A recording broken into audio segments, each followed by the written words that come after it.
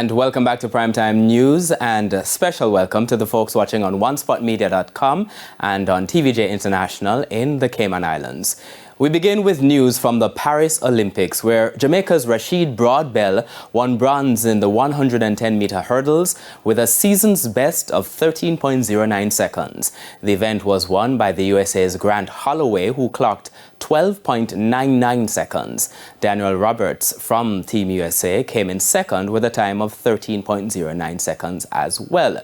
Jamaica now has 6 medals, 1 gold, 3 silver and 2 bronze. We'll have comprehensive coverage of today's events in Primetime Sports later on.